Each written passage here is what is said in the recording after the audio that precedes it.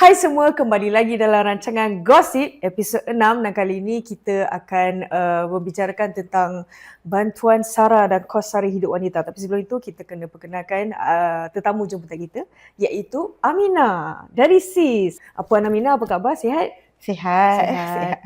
Okey, boleh perkenalkan Puan dan apakah peranan Puan dalam SIS? Hi, I'm Aminah. I'm the Communications Manager for CIS Forum Malaysia. And so we deal with women's rights within the framework of Islam and also constitutional rights. All right. So a lot of our work is on the ground to find out about women, especially after they've gone through the process of divorce and single mothers, and generally women's rights. So that's what we have been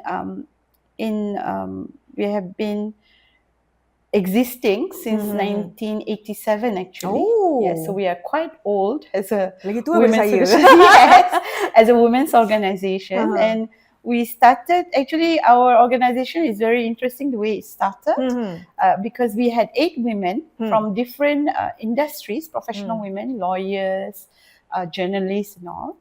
And they came together because a lot of the journalists, when they went to the Sharia courts, they realized that the courts were not, women were not facing justice. It wasn't just for them. Betul.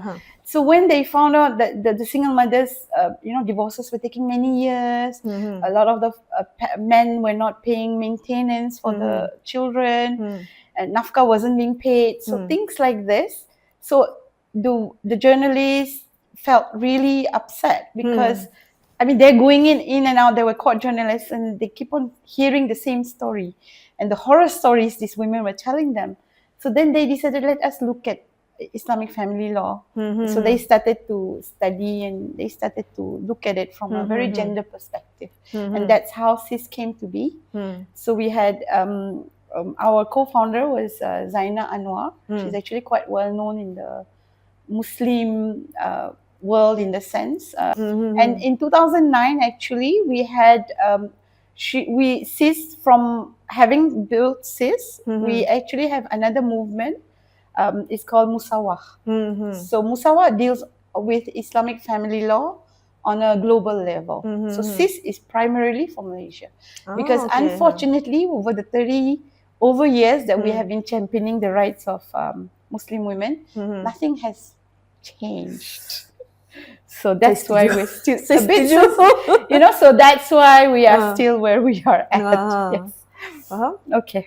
Okay, berdasarkan kerja-kerja yang SIS lakukan di lapangan atau di mana lah, macam dari peringkat polisi ke apa semua tu kan, apakah yang puan boleh kongsikan tentang macam mana SIS telah membantu wanita-wanita yang teraniaya dari segi kewangan, sebab saya rasa kewangan itu penting dalam membina keyakinan dalam terutamanya wanita untuk mengangkat diri sendiri keluar daripada situasi-situasi yang macam tertekan macam keganasan rumah tangga apa semua. Apakah tugas-tugas SIS? So actually what happened is, of course, initially we were very much on the advocacy side of things. We would advocate for rights and so on. We actually had a role in the Domestic Violence Act in 1994, if I'm not mistaken. But in 2003, we actually launched a service called Telenisa. Yes. So Telenisa, what it does is it's a free legal online it's a free legal aid. So what kind of a helpline. Okay, so women can call us or WhatsApp us now, or even reach us through our social media, and we will actually give them advice on the Sharia law, and the court processes and so on. But should they need further help, then if it's, for example, domestic violence, because we are not experts in domestic violence in that sense, so we will refer to other organizations, or we will tell them like how to lodge a police report and so on, and we will guide them. So if they come for us for divorce cases and so on, we will guide them how to go to court, how to apply for divorce, what to do, what are the steps. On top of that, then if they need to go to court, because we don't have the funds to actually provide lawyers and so on. So if they need to go to find a lawyer, we will guide them to find a lawyer. So because if you look at the Sharia system currently, it is very complicated. No matter how educated you are, it's still very, very complicated, unfortunately. So when you are, so for a lot of these women, the Sharia system looks very daunting, like, oh, scary me. So when they come to us, we actually give them step-by-step guides. And we have lawyers, our legal unit, and then on top of that, we have chambering students who come and help with the helpline. So from there, we actually have been, so Telenisa has been there since 2003, and so far we have had about 15,000, we have helped until today about 15,000 over men and women with Telenisa. But in 2016, we started to actually publish our statistics and our reports, statistics and reports on our calls that we were getting. And we realized over and over and over again, the child maintenance was a big issue. Okay, nafkah anak is a huge issue. So then we realized, as we went on, we realized that we have to do something about it. So that's how we came up with mobile legal clinics. Actually, mobile legal clinics came back quite a while ago already. We were doing it. Then we had mobile legal clinics. Now, our mobile legal clinics, or Klinik Guaman Bergerak in Malay, we actually teach them about their rights, but from a Sharia perspective. Okay, like what are your rights as a wife? What are your children's rights? And then what can you do, to ensure that you get your rights in terms of polygamy, in terms of in divorce cases, in terms even of the death of your husband, because a lot of the women on the ground, they don't seem to know what their rights are. So we realized that this is also happening because the women are not as well aware of their rights. Then recently, we also realized over the years, then we realized that it is not just about rights per se, of like what are your rights as a wife, what are your rights for your children, but we also realized they didn't know much about their financial rights. So then last year we came up with something called Know Your Rights. So Know Your Rights is actually where we teach them about their financial rights. So one of the things is, before getting into marriage, for women to look at their rights, to know what your rights are. And also, as I was saying earlier to Isha, actually I was saying earlier, you must know your rights even before you get married. You must know about your financial status, your future husband's financial status, and you must be aware of it. Because if you are not aware of your financial status or his status, in the event of divorce, you are very lost. In the event of abuse, you cannot leave because you are so dependent on the husband. Recently, I think a few months ago, there was a survey came out, and the most women who were suffering in bad marriages and so on were women who were suri rumah, housewives. And these women, a lot of them are not aware of their rights. They don't, and because they don't know their rights, they are subjected to abuse. They allow themselves to be abused in that sense because they don't know their rights. So if the husband takes their ATM card, a lot of husbands actually take the wife's ATM card, which is actually a kind of financial abuse. So lately we are seeing a lot of financial abuse happening in marriages. So all this time we talk about domestic violence, we talk about mental abuse. We never really talk about the financial abuse. And the financial abuse is something, maybe domestic violence, sometimes we can't do anything because we are afraid of takut kan, orang tengah pukul kita, so mestilah takut kan. It's a different kind of fear in terms of so we this kind of abuse we can't really control. But I feel that financial abuse we can control to a certain extent. And we should, and the problem with financial abuse, we don't even realize we are being financially abused, because we don't think about it as abuse. But it is abuse. If somebody's holding your ATM card, if somebody holding all your money, if somebody only gives you like 2 ringgit or 50 ringgit to buy groceries for 2 weeks, under these conditions, in this particular time, 50 ringgit is nothing. We go out for a meal at Mama, is 50 ringgit. So these kind of things are financial abuse. But in a way, if you are aware that this is actually abuse, then you maybe you can talk it out. Maybe you can voice it out. At least you know how to identify it. So this is where the issue is. You see, we don't really realize, we don't take it seriously actually. Everybody, we all take domestic violence very seriously. We all take everything else very seriously. But financial abuse, we don't take it so seriously. But it is actually a form of abuse, and it is more and more. And if you look at our numbers, recently we launched Telenisa. One of the causes for communication breakdown and divorces is also the financial strain on marriages. So this is very, very important. So women have to know their rights. They themselves are an entity, because it allows them, when things go wrong, to be able to get out of a bad situation. Because at the end, if you have the backup, financial backup, then you can. So if you have to hide the money from your husband, then go ahead and hide. It doesn't say much about your relationship, but if that is what it needs, always put something aside for yourself. So we try to educate them about financial understanding, the part of finances, and also the husband's responsibility in terms of providing for the wife. So this is where Know Your Rights comes from. So, and we have a lot of, and eventually what it is about, this whole financial rights and mobile clinics, it is actually empowering mothers, wives, and survivors of domestic violence to see financial literacy as part of healing and reclaiming their agency. So that is where the aspect we come from in terms of financial rights. Faham. Berdasarkan apa yang Puan sendiri dah bincangkan tadi, macam contohnya kita perlu, saya rasa tidak kira wanita yang sudah berkahwin atau masih bujang, memang sangat memerlukan kecelikan dalam kewangan ini. Sebab saya sendiri mengaku waktu saya kahwin dulu, saya tak tahu apa. Umur 25 macam kahwin kan. Lepas tu sekarang dah macam bersendiri, macam alamak, aku patut tahu benda ni dulu kan. So saya faham apa yang Puan bincangkan. Jadi apakah langkah seterusnya untuk membina masyarakat yang lebih celik tentang pengendalian kewangan untuk masa akan datang, dan juga langkah seterusnya yang perlu diambil kerajaan terutamanya untuk membantu mengurangkan beban kos sara hidup yang semakin meningkat, terutamanya bagi wanita lah, sebab wanita saya rasa yang paling terkesan sebab kita juga ada macam kos-kos bulanan. Kos-kos bulanan seperti haid, yang mana macam kena beli pad, tampon, kena beli mungkin seluar dalam lebih, kena beli painkiller, apa-apalah benda-benda yang macam yang berkaitan dengan wanita sahaja dah ekstra. Even baju dalam kita pun lebih.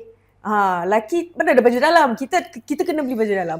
So barang-barang wanita sendiri dah lebih, apatah lagi macam kita kena handle kewangan yang sama. Let's say macam kalau kita dapat gaji yang sama dengan lelaki, tapi kita kena expand lebih ke itu. So apakah langkah seterusnya untuk membina masyarakat yang lebih celik tentang perbezaan ini? So actually what you're talking about is actually the pink tax. Betul. Perempuan ni kita kena bayar pink tax. And I don't know how popular I'll be if I say this, but our government lacks gender lens when they're producing, or when they're coming up with policies. Government lacks gender lens completely. They totally miss out this. That women actually have to pay more for everything else. Betul. Our women's salary is actually lower than men's salary in Malaysia. I can't give you the facts, but it definitely is lower. We have less women representation in politics, and we have less women representation basically everywhere. But so even at the end of the day, we pay these things because we don't sit at the table for in politics, especially in politics. We are not there. We haven't even reached 30%. They're trying to reach to 30%. We are now maybe 20% or maybe less, I'm not sure. Actually, we have reduced. I remember at one point we were quite good. We had quite a few women representatives. But right now we don't have enough. So when they're making policies, the gender lens is totally missing. So I don't think they even take all these things into consideration when they're coming up with policies. So salary, yes, women's salary. I'm not saying, of course, salary should be merit-based. But at least it should be merit-based equally between men and women. It shouldn't be, oh, just because you're a woman, you get less. But that's what's happening. So in that way, the world by default is men's world. Unfortunately, so we women have to fight our way to just be at the table with them. And we don't make enough effort. And what could the government do for this kind of things? Okay, if you're looking, we need to build financial literacy among women for them to understand. Like we women, even if we want to negotiate salary, we're quite shy.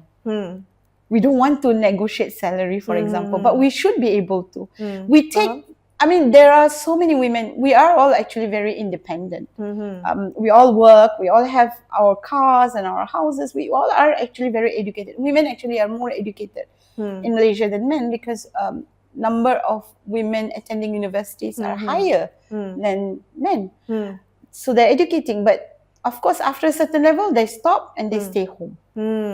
And this is where the conundrum comes. Because even though they're educated, because of the mindset that we have, where it is very male-centric mindset, the moment we get married, we kind of let go of all our independence that we acquired, right? And we didn't take it very seriously because we are assuming our husbands are going to take care of us. But unfortunately, that's not always the case. Their divorces happen. And husbands do die, so things can happen. So you have to be very aware of financial condition or the financial situation of the family. You cannot just let it go and say, oh, just because the man supposed to bayar nafkah, kita tak payahlah fikir lebih pada kat situ. Kita kena fikir juga kalau dia sakit. Kalau dia tak ada besok, because you know how our inheritance laws as faraid is. Okay, so susah juga kalau perempuan tu tak ambil tahu, dia fikir I'm at home, I'm taking care of the kids, my husband is doing everything. Now if your husband is very responsible, Alhamdulillah, mungkin dia ada hibah, dia ada semua everything in place. But kalau dia tak responsible sangat, dia macam I get my gaji, I pay everything and that's enough. Tak ada untuk future, tak ada apa. So you have to take an interest. You cannot just leave it. So financial literacy is very, very important. And women need to know. So what can we do? Like on our part, we do community-based workshops, literacy workshops, like our Know Your Legal Rights. So we have been going to, of course, Selangor, Johor, Sabah, Sarawak, some of the states. But this should not just be left to the NGOs or CSOs to do this work. The government should take an interest, that this is happening, because one of the causes of divorce is when the financial issues start to happen. So financial education in schools, I think we should have financial education in schools. Start as young as in secondary schools. They should have gender sensitive lens, and so young women and men grow up with equal financial awareness, and the fact that they are supposed to be educated in financial literal. How do you say? They have to be literate in financial. In finances, for example, the government policies that reduce structural inequality, because unfortunately we have a lot of policies that are very unequal and not gender sensitive. So maybe, like I said earlier, they totally don't seem to have a gender lens, and so it is very important to have establishments and structural to make sure that whatever inequalities we have are taken care of. So for example, in CIS Forum, we have mooted the idea of a child support agency, so that if so this federal level agency, if a father does not pay nafkah, the agency can take action on him. For example, hold his license, do not renew his license or business license. This has happened in Australia, in Canada, in UK, and this worked very well. Once they had this kind of agencies, fathers started to pay because they couldn't, cannot renew their licenses or even passports to that effect. And we do have this system already existing in terms of LHDN has a system where you can't travel overseas if you don't pay. So it's not as if we have to create something new. It's just organizing. Tambah lagi. Pelaksanaan. Yeah. So, and then also things like paid menstrual leave should be implemented, and then the fact of the pink tax that we pay, they should, for example, like some countries, I think Scotland, I think pets are free. I wish pets were free. Pets are so expensive.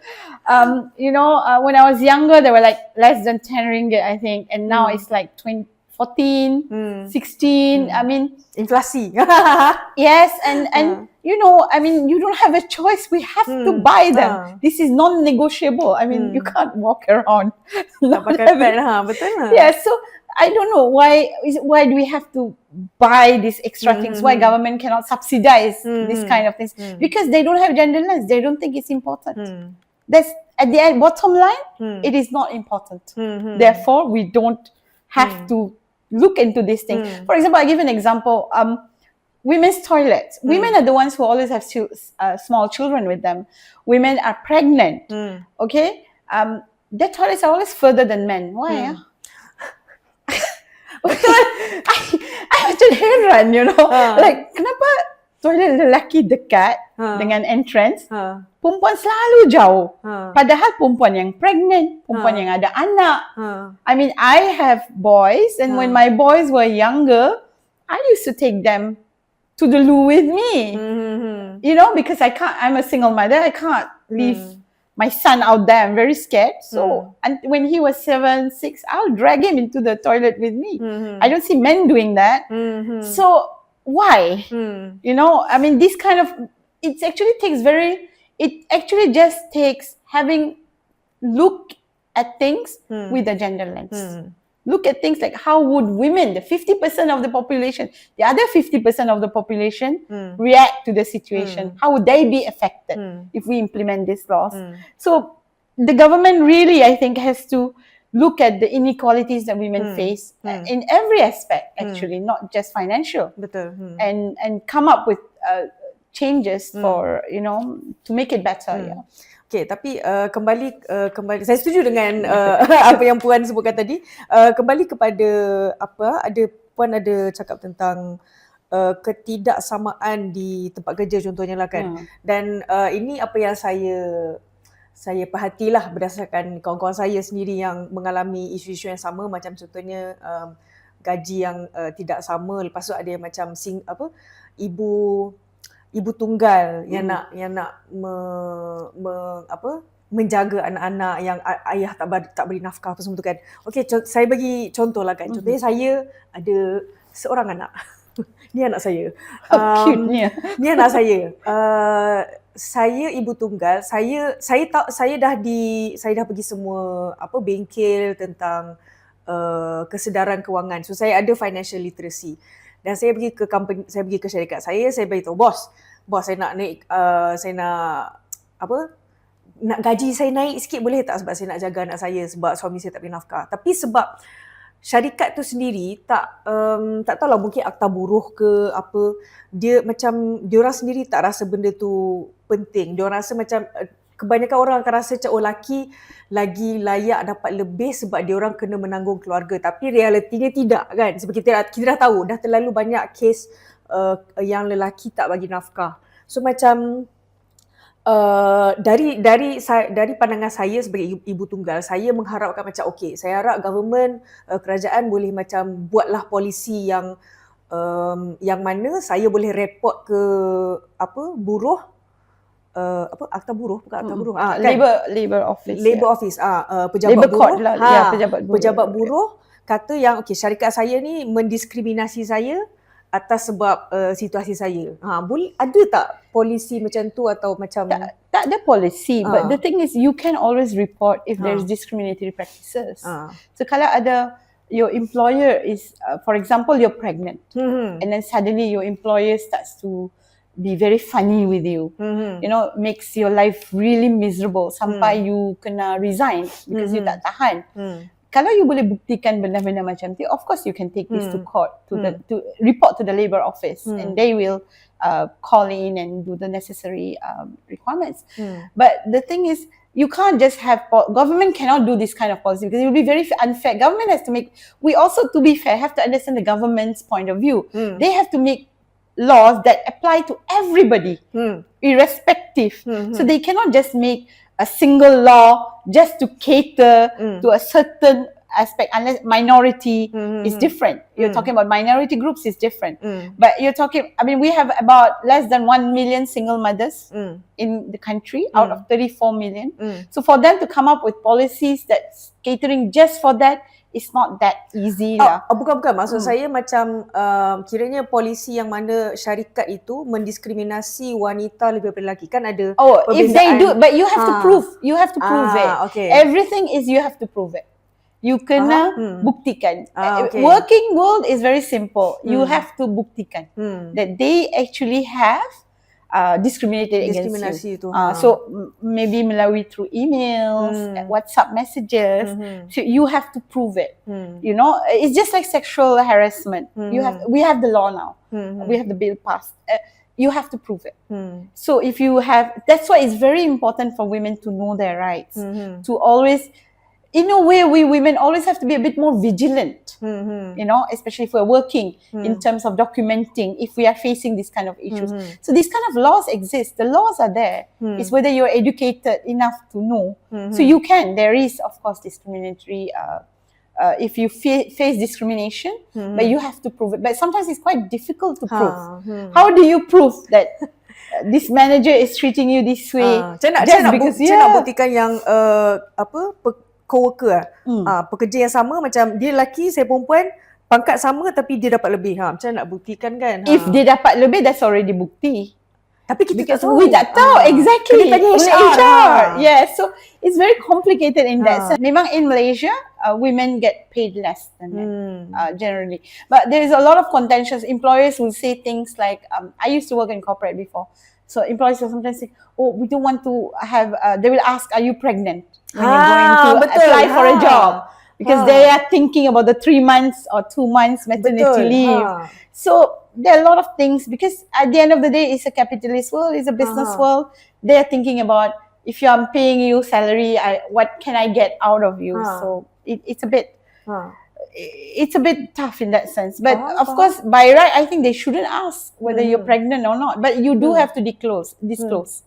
So yeah, these kind of things happening. So women have to be very cautious and also document everything. And we also advise, and in the cases of divorces, we always advise the women, document everything.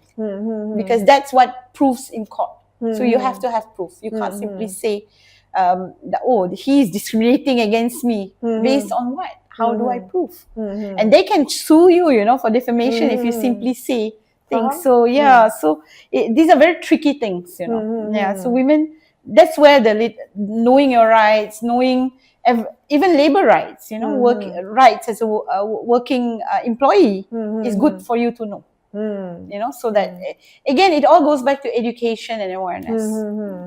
Faham. Okay, bercakap tentang rasanya lah baru-baru ni kita ada banyak dengar tentang Sara, yang Sara RM100, Sumbangan Asas Rahmah.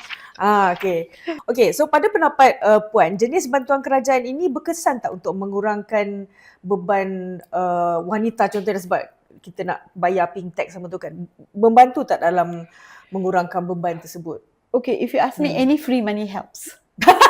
Betul. Okay, let's not kid ourselves. Any free money helps. All right. So it's. I would say, I personally do not believe in free handouts. But government feels they have the funds to do it. Go ahead. Yes. I mean, any free money helps. But it's a very short-term relief.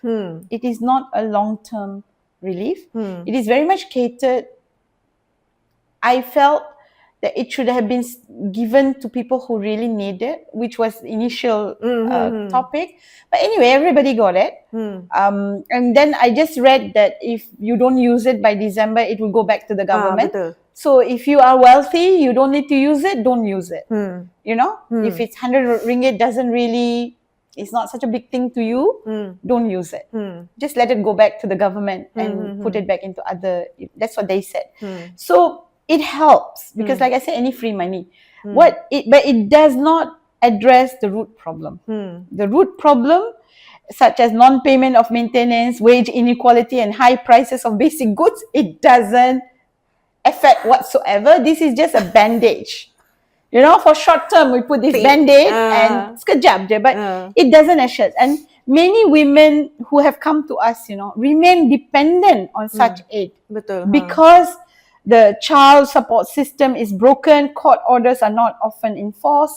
So single mothers are very dependent on aids, you know, because to a single mother, 100 ringgit, yay, of course, it helps because come on, it's free money for them. Any money is good. So I cannot comment whether it's a good thing or not. I'm not an economist or anything. But I think that it does not address the root problem. It just a band-aid. It's something to make people happy for a while.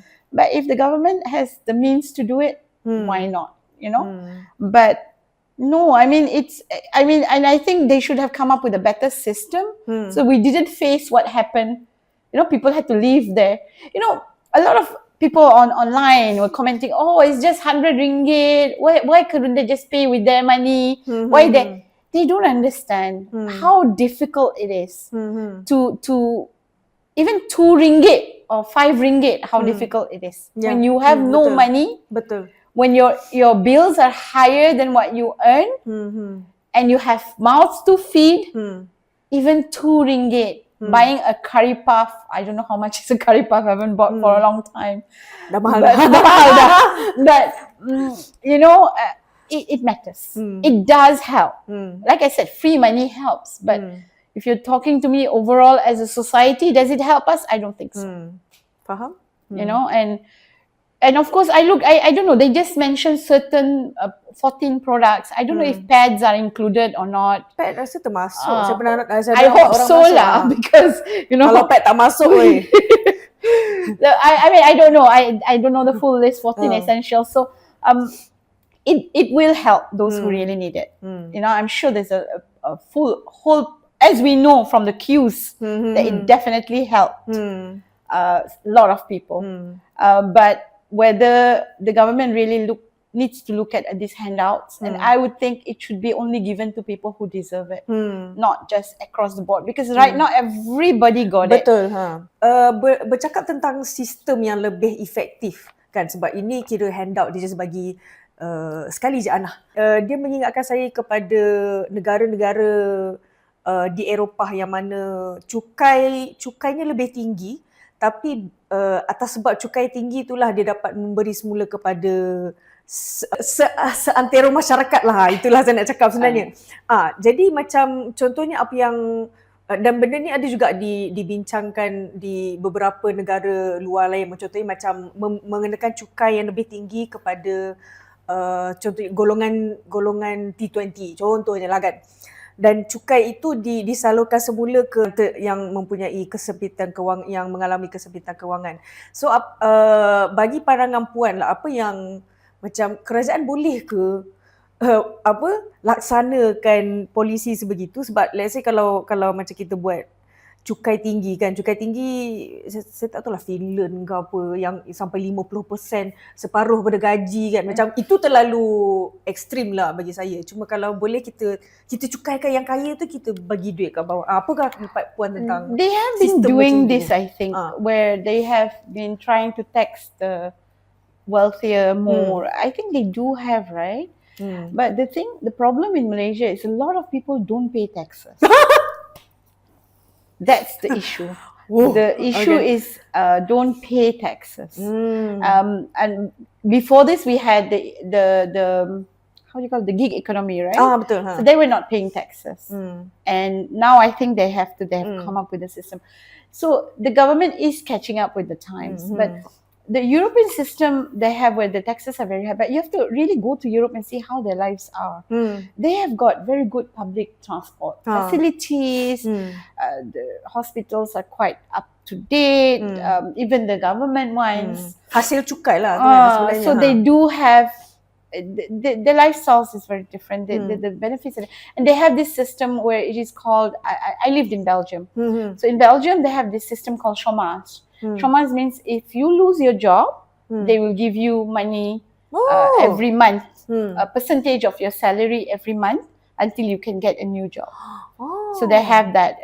They give that to all unemployed people. So if you're a single mother, you get. If you have 5 children, you get certain amount of money. Even if you have 2 children, you get certain amount of money. They have all this different levels of financial help that they give. But of course, we are nowhere there because our record systems, everything is very complicated here. So we can't really compare. I think it is always very good to look at ourselves and come up with our way of doing things. You know, let's not take other people and wholesale import their ideas. Oh no, but you're not taking their idea of the tax high, because you have to look at their situation, their countries, and then you look at Malaysia. We are so vast. We have got Sabah, Sarawak. We're very big country in that sense, right? And we are very diversified country. So it's good to come up with something that really helps the people look at us, Malaysians, our society, and look at what we need. And then you come up with policies. I think that is where I find that a lot of our policies, our bills that's being passed, they're not really looking holistically. We need to look holistically and then come up with laws, whether it is income tax, whether it is, you know, but I think they're trying. I mean, it is not all bad. I mean, I think gig economy, they are aware of the gig economy and they're doing something. But the issue again is, if you're talking about just taxes, a lot of Malaysians do not pay taxes. So that's one of the issues we have. But so I think it's again educating the people to say that as a citizen of the country, you owe it to your nation. It is a patriotical. You know, it's patriotic of you to pay taxes. Why? Because it helps your nation overall. The government with money. So I think Malaysians need to change their mindset themselves as well. The people need to work together. Government is one thing, but the people themselves must think that paying taxes is, but then of course there will be a lot of stories, oh, we pay taxes, but look at how it's misused, and there will be a lot of this and that. Cita-cita tu. But if you just ask me plainly about just taxes, over there, if you don't pay taxes, they are very, very, very strict. You know, they will take you to court, they will really go after you. So here sometimes, because maybe our records are not as penguatkuasaan tu tak banyak lah. Tak banyak in that sense. Of course, our LHDN is very active, but if you're paying taxes, they're very active. But sometimes to detect, because we have, I mean, you know, you can't really detect. So, so it is not always.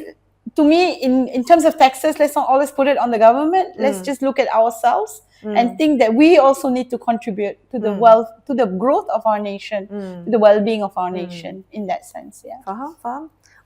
Pada pendapat Puan Aminah lah ya, sebab macam kalau cukai, rakyat sendiri kena bertanggungjawab jugalah, sebab kerajaan akan melaksanakan apa yang perlu dilaksanakan, dan apa handout tu juga pun macam tak berapa efektif. So bagi pendapat Puan Aminah dan berdasarkan kerja yang SIS sudah lakukan selama ini, Puan Aminah ada tak macam idea atau sistem ideal yang mungkin sesuai untuk menangani isu ini, terutamanya yang dapat membantu wanita? The thing is, we live in a capitalist world. You know, and capitalism is really very exploitative. It's very exploitative. You go to work 9 to 5 and you work and you get a salary, and you know, that's the capitalist mindset. So ideally, to me, it should be instead in Islamic values of justice, equality and compassion. You know, that's rahmah. I mean, we should look at a society that is based on those rather than money. Of course, money is important. It is a necessity. So it would be nice to have a society that values these more over everything else, where justice, equality, and compassion comes first before we do anything. We take that lens first. Because if we take that lens first, then everything in a way would put itself together. If you think about when you're putting that lens of compassion, you will think, a poor woman, pregnant 9 months, has to walk all the way to go to the toilet, right? Simple things, right? When compassion comes in. So if we could start off by having that, and then we create our laws, an economy based on needs, not profit, would be ideal. What are our needs? Holistic approach. That would be ideal, like where food, health, education, housing are guaranteed rights. This should be guaranteed rights. Education free all the way to university. Our university education is so expensive. So many people suffer. They have loans, PTPTN loans, and so on. If university, we should have free education all the way to university. That would be ideal for me, because in Europe they do have free education all the way to university. Guaranteed housing rights, proper housings, not those little flats with 2 rooms with 11 people staying in. And then not commodities, not materialistic. If we could just come from a very humane perspective, care and domestic work, for example, most are carried by women. Hopefully they're recognized as valuable economic contributions and supported by social protection. So if I do housework, for example, if I'm a housewife, the government, this is what some governments in Europe do. If I'm a housewife and I only just take care of my kids, I get money from the government. So that would be ideal. So then we wouldn't have all these issues of mothers have to be chasing after the husbands for money and so on. In a way, I'm talking about ideal, right? I can dream, right? Reimagine the world. Reimagine the world, yeah. Fair structures of power between men and women. Women are sitting at the table. If our population is about, I think, 49% women, then there should be 49 women sitting at the table, right? Out of 100. Fair women's voices are equally represented in economy and political decision making. That would be ideal. Communities built on solidarity, not on differences, on our uniqueness, on who we are as Malaysians, on our diversity, and accepting each other, and not telling each other what to do, and what you should do, and not the government telling us what we should do. Because, if I just go back to my Sarah, I felt it was very annoying. I felt like they should just given us the money. I do what I want with that money. Why are you just giving me this money just to buy? I don't cook at home. So what do I buy? I don't cook at home. I don't have time. So you know what I mean? Some people don't cook at home, so they don't want to buy groceries because you can't buy the chips and all the other stuff, right? You have to buy essentials only. So, but it helps people who need it. But what I feel like, I don't like this telling me what to do. You give me money, fair, you give me money. You don't have to tell me what I can do with it, right? But this thing, a community built on solidarity, on understanding and accepting society, accepting our differences. To me, that would be the ideal. But it is not utopian. It can be done through progressive public policies, stronger social awareness. That's why the rakyat has to work with the government, and consistent efforts of women's movements. Okay. So that's, to me, is ideal. Itulah dia, reimagine the world gitu. Dan dengan itu kita akhiri episod kita. Terima kasih Puan Aminah kerana turut serta dalam episod ini. Kita jumpa lagi dalam episod akan datang. Bye bye.